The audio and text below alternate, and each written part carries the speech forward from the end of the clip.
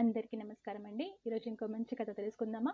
కథలోకి వెళ్ళే ముందు మీకు కథ నచ్చితే సబ్స్క్రైబ్ చేసుకోవడం మర్చిపోకండి. శ్రీదేవి వెన్నకొట్ట రచించిన 'చేతులు కాలాక' అనే కథను విందామా? కిరణ్, ఇంకొకసారి ఆలోచించు. నువ్వు తీసుకున్న నిర్ణయం కరెక్ట్ కాదు. అసలు మన కవితకి ఏం తక్కువని నువ్వు ఇలాంటి నిర్ణయం తీసుకున్నావు? చక్కని వినయ విధేయతలు గల అమ్మాయి. అంత మంచి అమ్మాయిని దూరం చేసుకుంటే నువ్వు జీవితంలో చాలా బాధపడతావు. కిరణ్‌కి నచ్చచెప్పడానికి ప్రయత్నిస్తుంది అతని తల్లి శాంభవి. కిరణ్, కవిత భార్యాభర్తలు. వారి పెళ్లి అయి 6 ఏళ్లయింది. ఒక బాబు. కవిత తల్లిదండ్రులు పేదవాళ్ళు. అయినా వాళ్ళది మంచి సాంప్రదాయ కుటుంబం. కవిత అందమైన అమ్మాయి. చాలా ఒద్దికగా, నెమ్మదిగా ఉంటుంది. ఎదుటి వాళ్ళను అర్థం చేసుకునే మనస్తత్వం. కిరణ్ తత్వం ఆమె మనస్తత్వానికి పూర్తిగా వ్యతిరేకం. అతను సాఫ్ట్‌వేర్ ఇంజినీర్. చాలా హడావుడి మనిషి. కొత్త పొగడలంటే ఇష్టం. జీవితాన్ని ఎప్పుడూ ఒకే రీతిగా అనుభవించడం అతనికి నచ్చదు. ఏదైనా కొత్తగా చేయాలి అనుకుంటాడు. మంచివాడే. ఎలాంటి వ్యసనాలు లేవు. కానీ అంత నెమ్మదిగా, పద్ధతిగా ఉండే కవిత అతనికి నచ్చట్లేదు. పార్టీలకి, పబ్బాలకి రమ్మంటే రాదు. అలాంటి వాటికి కవిత దూరంగా ఉంటుంది. చాలా తెలివైనదే, కానీ అందరితో అంత తొందరగా కలిసిపోలేదు. బాగా అలవాటైతే తప్ప ఎవరితో తొందరగా స్నేహం చేయలేదు. కిరణ్ చాలా మంది అమ్మాయిలను చూస్తూ ఉంటాడు. తన ఫ్రెండ్స్ భార్యలను, ఇంకా బయట చాలా మంది అమ్మాయిలను గమనిస్తూ ఉంటాడు. వాళ్ళందరూ చాలా చక్కగా, ఎలాంటి మొహమాటం లేకుండా ఎవరితోనైనా కలుపుగొలువుగా కవ్విస్తూ, నవ్విస్తూ మాట్లాడతారు. కవిత అందంగా ఉంటుంది. ఎంబీఏ చదివింది. కానీ కలవిడిగా ఉండదు. చాలా మొహమాటం. సాంప్రదాయ సిద్ధంగా రెడీ అవుతుంది. కిరణ్ ఎన్నో మోడర్న్ డ్రెస్సులు ఏరికొని తెచ్చినా వేసుకోదు. నాకు చీర, చుడిదార్తోనే కంఫర్టబుల్గా ఉంటుంది. ఇలాంటి పిచ్చి డ్రెస్సులు వేసుకోను అని ఖరాఖండిగా చెబుతుంది. కిరణ్వి చెప్పాలంటే చాలా చిన్న చిన్న సమస్యలే కవితతో. కానీ అవే అతను భూతద్దంలో నుంచి చూస్తున్నాడు. ఆమె నుంచి విడాకులు తీసుకోవాలి అనుకున్నాడు. ఆమెతో కలిసి ఉంటే తను ఏదో కోల్పోయినట్టు అనిపిస్తుంది అతనికి. కానీ తల్లి శాంభవికి ఈ విషయం నచ్చట్లేదు. పచ్చని సంసారం, చిన్నారి మనవడు, కూతురు లాంటి కోడల్ని దూరం చేసుకోవడానికి ఆమె సిద్ధంగా లేదు. తన కాపురంలో తానే నిప్పులు పోసుకుంటున్న కొడుకునికి నచ్చచెప్పడానికి ప్రయత్నిస్తుంది. కానీ అతను వింటేగా. తని మొండితనం తనదే. దేని విలువైనా దాన్ని కోల్పోయిన తర్వాతే పోగొట్టుకున్న వారికి తెలిసొస్తుంది. కిరణ్ నిర్ణయాన్ని వింటున్న కవిత కళ్ళల్లో నీళ్లు. తానేం తప్పు చేసిందో తనకే అర్థం కాని అయోమయం. బాబుని గుండెలకి అదుముకుంటూ తను ప్రాణంగా ప్రేమించే భర్తకి దూరమవ్వడం అనే ఊహే భరించలేకపోతుంది. కానీ మాట్లాడడానికి ఏముంది? తన ప్రమేయం ఏమీ లేకుండానే అతను నిర్ణయం తీసుకున్నాడు. నువ్వు నాకొద్దు అని తను అమితంగా ప్రేమించే వ్యక్తే చెప్తూ ఉంటే, నేను మీకు అవసరం లేకపోయినా మీరు నాకు అవసరం. మీ కాళ్ళు పట్టుకుంటా, నన్ను మీతోనే ఉండనివ్వండి అని తను అతన్ని బతిమాలి ఒప్పించాలా? అలా అడగడానికి ఆమె అహం, మనసు కూడా ఒప్పుకోవడం లేదు. అందుకే జరిగేది జరుగుతుంది అన్నట్లుగా నిర్లిప్తంగా చూస్తూ ఉండిపోయింది. అతని తల్లి మాత్రం కిరణ్‌తో చాలా వాదించి విఫలమైంది. సరే, ఆఖరిగా ఒక విషయం చెప్తాను. నువ్వు నీ భార్యకి మాత్రమే విడాకులు ఇస్తున్నావు. నేను నా కోడలికి ఇవ్వట్లేదు. కాబట్టి తన నుంచి విడిపోవడం అనేది జరిగితే నువ్వు ఇంట్లో నుంచి బయటికి వెళ్ళిపోవాల్సి ఉంటుంది. ఇప్పుడు నువ్వు చేసే పనితో నేను నా కొడుకుని పూర్తిగా కోల్పోతాను. నాకు కూతురు మాత్రమే మిగులుతుంది. నా కోడలు కవిత రూపంలో అంటూ తను చెప్పాలనుకున్నది నిష్కర్షంగా చెప్పేసి లోపలికి వెళ్ళిపోయింది శాంభవి. అమ్మ ప్రేమ గురించి కిరణ్‌కి తెలుసు. తనని 2 రోజులు కూడా చూడకుండా ఉండలేదు.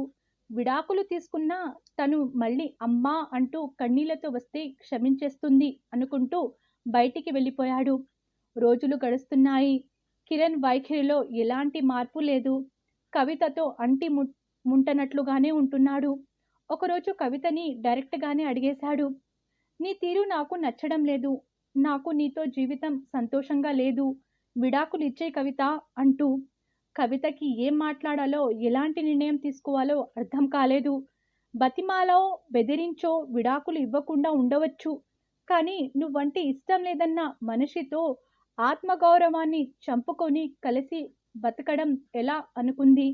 సరే, విడాకులకు నేను ఒప్పుకుంటున్నాను అని చెప్పడంతో కిరణ్ సంతోషంగా ఇద్దరి అంగీకారంతో విడాకులకు అప్లై చేశాడు. కవిత శాంభవితో, అత్తయ్య, నేను ఆయనకి విడాకులు ఇస్తే ఇక్కడ ఉండలేను. నాకు ఇక మీ కోడలిగా ఎలాంటి హక్కు ఉండదు. నేను నా బిడ్డను తీసుకొని ఎక్కడికైనా దూరంగా వెళ్ళిపోవాలి అనుకుంటున్నాను అని చెప్పింది. ఇందుకు శాంభవి ససేమిరా ఒప్పుకోలేదు. నాకు నా కొడుకు అవసరం లేదు, కానీ నీకు ఒక తల్లిగా నా అవసరం ఉంది. నాకు నాకు నువ్వు నా మనవడే కావాలి. నన్ను కాదనుకున్నవాడు ఎలా పోతాడో పోని. నీకు దూరమైన నా కొడుకుతో నాకిక ఎలాంటి సంబంధం లేదు అని చాలా స్థిరంగా చెప్పేసింది శాంభవి. అలా రోజులు గడుస్తున్నాయి. శాంభవి కవిత మొహాల్లో నవ్వు దూరమైపోయింది. విసమెత్తైన ఉత్సాహం కనిపించట్లేదు. కవిత అయితే ఏదో బాబు కోసం భారంగా బతుకుతున్నట్టు బతుకుతుంది. 6 నెలల తర్వాత విడాకులు వచ్చేశాయి. కిరణ్ వేరే చోటకి ట్రాన్స్ఫర్ పెట్టుకున్నాడు. తల్లి, మాజీ భార్యల బాధాకరమైన మొహాల్ని అతను చూడలేకపోతున్నాడు. అందుకే కొన్ని రోజులు ఇంటికి, ఆ వాతావరణానికి దూరంగా వెళ్ళి సంతోషంగా ఉండాలి అనుకున్నాడు. ప్రతి నెల ఇంటికి డబ్బు పంపిస్తున్నాడు. కానీ తన నుంచి విడిపోయిన భర్త పంపించిన డబ్బులు తీసుకోవడం కవితకి నచ్చట్లేదు. ఒకరోజు, అత్తయ్య, నేను ఉద్యోగం చేస్తాను. ఇక మీ అబ్బాయిని డబ్బు పంపించొద్దు అని చెప్పండి అని చెప్పడంతో, కాస్త ఆలోచించు కవిత, వాడి నుంచి విడిపోయినా ఆ డబ్బు తీసుకునే హక్కు నీకుంది. అది కాకపోయినా నా కొడుకుగా నన్ను చూసుకోవలసిన బాధ్యత వాడిదే కదా అని శాంభవి అనడంతో, చూడండి అత్తయ్య, ఇప్పుడు నేను మిమ్మల్ని అమ్మ అనుకుంటున్నాను. ఇక కూతురిగా మిమ్మల్ని జాగ్రత్త చూసుకుంటూ పోషించవలసిన బాధ్యత నాదే. ఇందులో మీ అబ్బాయికి ప్రమేయం లేదు. నన్ను నా కొడుకే పోషించాలి అని మీరు అనుకుంటే గనక మీరు మీ అబ్బాయి దగ్గరికి వెళ్ళి ఉండండి. లేదా నన్ను ఎక్కడికైనా వెళ్ళిపోమ్మంటే వెళ్ళిపోతాను. మీరు ఏం చెప్పినా వినడానికి నేను సిద్ధంగా ఉన్నాను. మీ నిర్ణయం పట్ల నాకు ఎలాంటి అభ్యంతరం లేదు. మీ నిర్ణయాన్ని గౌరవిస్తాను. అతనికి నేను భార్యగా పనికి రాకుండా పోయాను. అతను ఈ నెల నెల ఇచ్చే డబ్బు తీసుకొని ఇంకా దిగజారిపోవాలి అనుకోవట్లేదు. మీరు నన్ను అర్థం చేసుకుంటారని, నాకు జీవితాంతం తోడుగా ఉంటారని అనుకుంటున్నాను అంటూ వస్తున్న దుఃఖాన్ని ఆపుకుంటూ వంటగదిలోకి వెళ్ళిపోయింది కవిత. ఒక క్షణం శాంభవి నిర్ఘాతపోయింది. కానీ కోడలి అంతర్యం అర్థమైంది. ఆమె తన జీవితాన్ని తాను సొంతంగా తన కాళ్ళ మీద తాను నిలబడి జీవించాలి అనుకుంటుంది. సరే, చూద్దాం ఏం జరుగుతుందో. తన నమ్మకాన్ని ఎందుకు వమ్ము కానివ్వడం అని ఆలోచిస్తూ కిరణ్కి ఫోన్ చేసి, నువ్విక నెల నెల డబ్బులు పంపవలసిన అవసరం లేదు అని చెప్పేసి ఫోన్ పెట్టేసింది. కిరణ్ వెంటనే ఫోన్ చేసి, ఏం జరిగిందమ్మా? అదేంటి, డబ్బులు పంపించకపోతే ఎలా? కవిత కోసం కాకపోయినా నీ కోసం, నా కొడుకు కోసం పంపించొద్దా అని అడిగాడు కోపంగా. శాంభవి కూడా అంతే కోపంగా, విడాకులు నీ భార్యకి ఇస్తే నీ కొడుకుకి, నీ తల్లికి కూడా ఇచ్చినట్టే. ఈ విషయం నీకు నువ్వు విడాకులు ఇవ్వకముందే చెప్పాను. నీకే సరిగ్గా అర్థం కాలేదు. మా అత్త కొడల బాధ ఇప్పటికైనా అర్థం చేసుకుంటే మంచిది. ఇంకో విషయం చెప్తున్నా, మన ఇంటి మీద కానీ నాకు సంబంధం దేని మీద కూడా నాకు ఇక హక్కు ఉండదు, తెలుసుకో అంటూ కాల్ కట్ చేసింది. తల్లి మాటలకి కిరణ్కి ఏం చేయాలో అర్థం కాలేదు. పిచ్చి పట్టినట్టయింది. అన్నట్టుగానే కవిత ఓ మల్టీనేషనల్ కంపెనీలో మార్కెటింగ్ ఎగ్జిక్యూటివ్గా ఉద్యోగంలో చేరింది. తను చదువుకున్నప్పుడు మెరిట్ స్టూడెంటే, కానీ మొహమాటం ఎక్కువ. అందుకే ఎక్కువ ఎవరితోనూ కలవలేదు, ఎక్కువగా మాట్లాడలేదు. తన పనేదో తనే అన్నట్టు తను చేసే పనిలో తను నిక్కచ్చిగా ఉంటుంది. నెమ్మదిగా కిరణ్ లేని జీవితానికి, ఉద్యోగానికి అలవాటు పడుతుంది. ఇప్పుడు కవిత ఆరాటం అంతా తన బాబును సభ్యంగా మంచి బాధ్యత కలిగిన మనిషిలా పెంచాలనే. శాంభవి కూడా కొడుకుని మర్చిపోలేకపోయినా కోడల్ని, మనవణ్ణి కళ్ళల్లో పెట్టుకొని వాళ్ళని కంటికి రెప్పలా చూసుకుంటుంది. అలా 1 సంవత్సరం గడిచింది. కానీ ఇక్కడ కిరణ్ పరిస్థితి వేరుగా ఉంది. ఏదో ఆనందాన్ని, ఫ్రీడమ్ను ఆశించి కవితకు విడాకులు ఇచ్చేసిన కిరణ్ అసలు మనశ్శాంతిగా ఉండలేకపోతున్నాడు. కవితతో కలిసి ఉన్నప్పుడు ఆమెను భారంగా అనుకున్నాడు. కానీ ఇప్పుడు మాత్రం నిజంగానే తన జీవితంలో ఏదో అమూల్యమైనది కోల్పోయిన భావన. కవితకి విడాకులు ఇచ్చి తప్పు చేశాననే భావన అతనిలో మొదలయ్యింది. ఆమె ఆమెను తనకు అనుగుణంగా మార్చుకోవాల్సింది. తొందరపడి ఆమెతో పాటు అమ్మని కూడా దూరం చేసుకున్నాను అనే బాధ అతన్ని నిలువనివ్వడం లేదు. ఇక ఏమైతే అదే అయింది. కవితను క్షమించమని, కలిసుందామని అడగాలి అనుకుంటూ వాళ్ళ ఊరికి వచ్చేశాడు. తల్లి అతను వచ్చినందుకు ఏమీ సంతోషపడలేదు. బాబు మాత్రం డాడీ వచ్చారు, డాడీ వచ్చారు అంటూ సంబరంగా గంతులు వేశాడు. కవిత ఇంట్లో లేదు. నేను తప్పు చేశానమ్మా, నన్ను క్షమించండి. నేను కవితతోనే కలిసి ఉంటా. నువ్వు తనకి నచ్చచెప్పమ్మా. కవిత నీ మాట తప్పకుండా వింటుంది. నా పొరపాటు నాకు తెలిసొచ్చింది. బంగారం లాంటి భార్యను కాదనుకొని వెళ్ళాను. నన్ను క్షమించమ్మా అంటూ కిరణ్ కళ్ళనీళ్లు పెట్టుకున్నాడు. తల్లి మనసు కరిగింది. కానీ ఇందులో నేను చెప్పగలిగినదేముంది? కవిత వచ్చిన తర్వాత నువ్వే మాట్లాడుకో అంటూ లోపలికి వెళ్ళిపోయింది శాంభవి. కవిత ఆఫీస్ నుంచి వచ్చిన తర్వాత మరి ఎక్కువ సాగదీయకుండా ఆమెకు క్షమాపణలు చెప్పి, నేను తప్పు చేశాను, నన్ను క్షమించు, నీతో కలిసి ఉండే అవకాశం ఇవ్వు అంటూ బతిమాలాడు కిరణ్.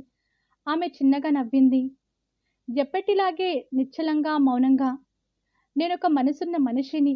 మీరు విడిపోవాలి అనుకున్నప్పుడు విడిపోవడానికి, మీరు కలిసిపోవాలి అనుకున్నప్పుడు కలిసిపోవడానికి నేనేమి బ్యాటరీలతో నడిచే బొమ్మని కాదు, మనిషిని. నాకు మీలాగే అన్ని భావాలు ఉంటాయి. భార్యగా నేను పనికి రాను అన్నప్పుడే నేను చచ్చిపోయాను మీ దృష్టిలో. మళ్ళీ ఎందుకు ఈ ప్రాణం లేని శవాన్ని కావాలనుకుంటున్నారు? మనస్ఫూర్తిగా ప్రేమించడం ఒక్కసారి జరుగుతుంది. ఒకసారి అవతలి వ్యక్తి మీద మనసు పోయింది అంటే అతుక్కోవడం దుర్లభం.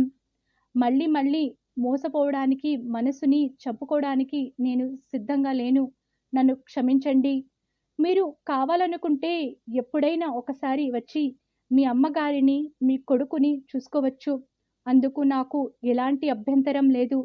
కానీ మళ్ళీ భార్యగా మాత్రం నేను ఎప్పటికీ మీతో కలిసి ఉండలేను. ఆ బంధం మీరు విడాకులు అంటూ కోర్టు మెట్లు ఎక్కినప్పుడే విచ్ఛిన్నం అయిపోయింది. ఈ విడిపోయిన బంధాన్ని నేను మళ్ళీ కలుపుకోలేను. క్షమించండి అంటూ ఇంకా చెప్పవలసింది ఏమీ లేదు. ఇక మీరు దయచేయవచ్చు అన్నట్టుగా లోపలికి వెళ్ళిపోయింది కవిత. శాంభవి కొడుకు వంక నిరసనగా చూస్తూ, నా కోడలు నిజమే మాట్లాడింది.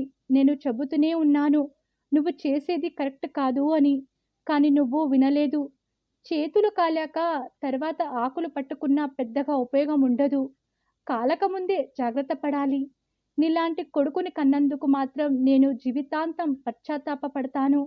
నా మనవడిని అయినా సరిగ్గా పెంచుతాను, నీలా తయారు కాకుండా అంటూ ఇక నువ్వు బయలుదేరవచ్చు. మళ్ళీ ఎవరైనా చూస్తే బాగుండదు. విడాకులు తీసుకున్న తర్వాత నువ్వు ఇలా ఇంటికి రావడం నా కోడలికి మంచిది కాదు. నా కోడలు గురించి ఎవరైనా తప్పుగా అనుకుంటే నేను భరించలేను అంటూ శాంభవి కూడా లోపలికి వెళ్ళిపోయింది. నన్ను క్షమించండి అత్తయ్య అంది లోపలికి వచ్చిన శాంభవితో కవిత కన్నీళ్లతో. కోడల్ని ఓదార్పుగా, నేను నీ తోడుగా ఉన్నానంటూ దగ్గరగా తీసుకుంది శాంభవి. కిరణ్ నిరాశగా వెనుదిరిగాడు. తను చేసిన తప్పుకు పశ్చాత్తాపపడుతూ. కొంతకాలం తర్వాత అయినా కవితలో మార్పు వచ్చి తనని క్షమించి దగ్గర చేరాలని ఆశగా కోరుకుంటూ. కాలం వాళ్ళ జీవితాన్ని ఏ తీరం చేరుస్తుందో. మీకు ఈ కథ నచ్చితే లైక్ చేయండి, షేర్ చేయండి. మరిన్ని మంచి కథల కోసం మన ఛానల్ని సబ్స్క్రైబ్ చేసుకోండి. ధన్యవాదములు.